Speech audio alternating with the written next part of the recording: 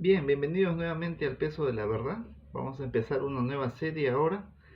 Esta es las doctrinas de la gracia, conocida popularmente como los 5 puntos del calvinismo, o hace poco más de un siglo como el TULIC, este acróstico en inglés para estos 5 puntos.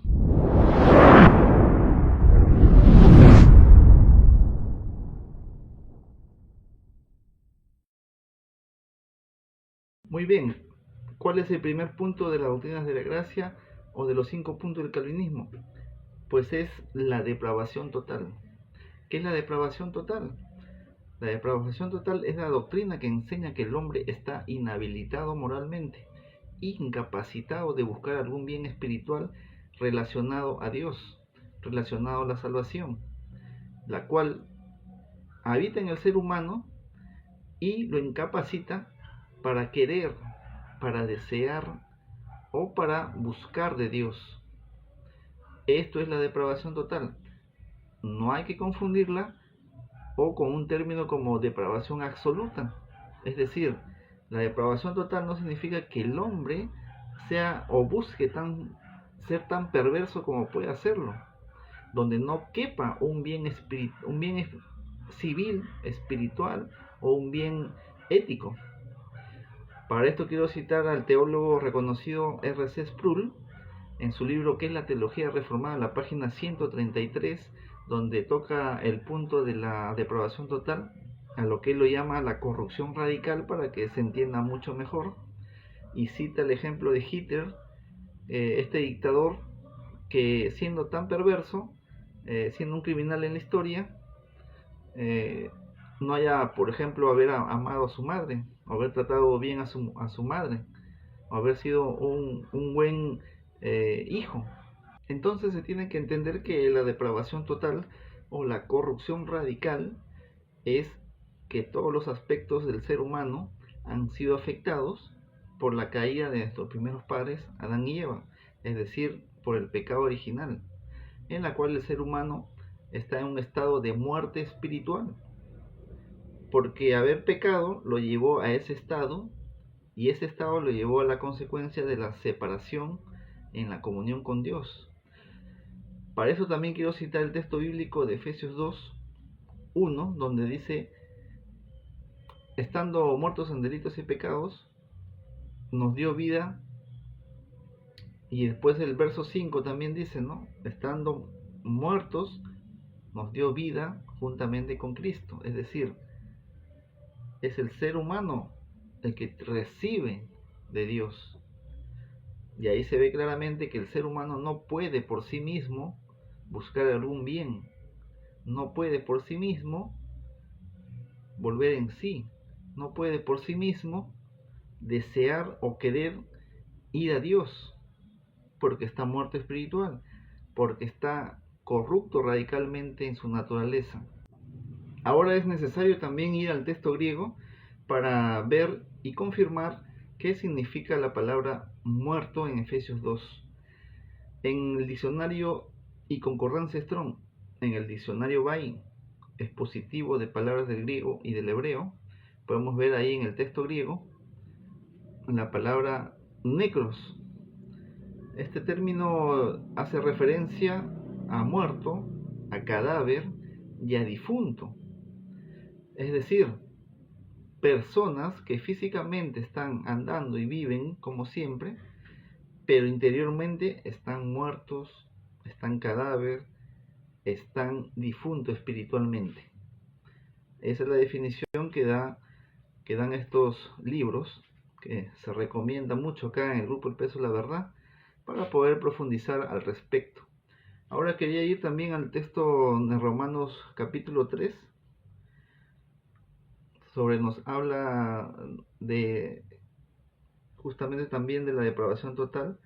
En el versículo 10 dice: como está escrito, no hay justo ni aun uno, no hay quien entienda, no hay quien busque a Dios, todos se desviaron a uno, todos se hicieron inútiles, no hay quien haga lo bueno, sepulcro abierto su garganta, con su lengua engañan, su boca está llena de maldición y de amargura, sus pies se apresuran para derramar sangre, quebranto y desventura hay en sus caminos, y no conocieron camino de paz.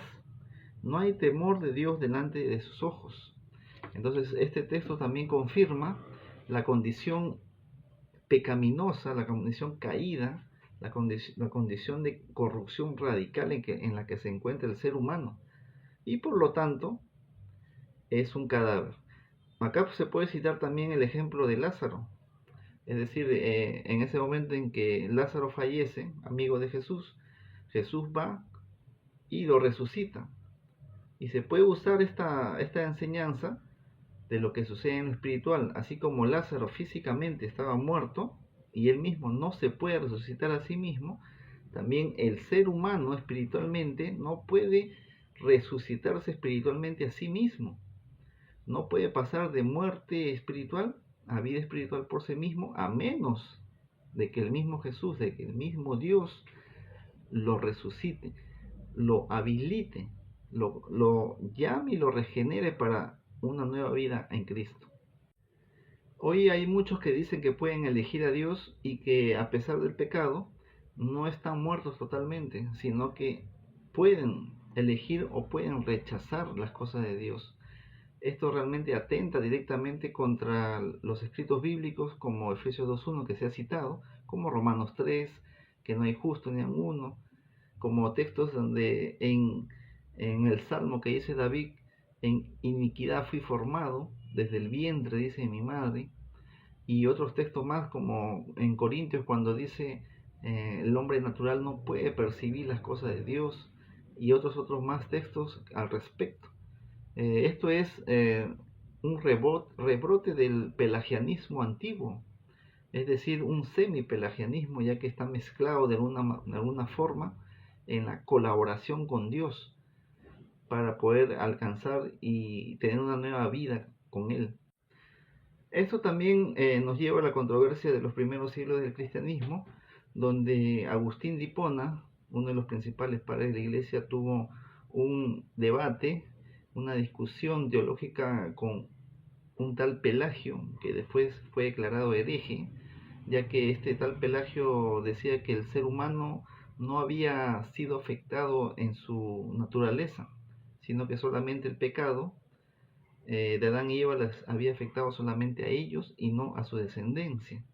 Entonces Agustín refuta los puntos de Pelagio y demuestra que el ser humano sí está afectado, sí está en esa naturaleza de pecado, a consecuencia del pecado original.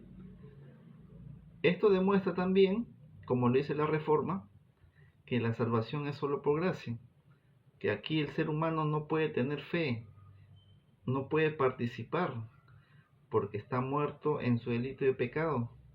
Esto es el primer punto de las doctrinas de la gracia, que es la depravación total o la corrupción radical.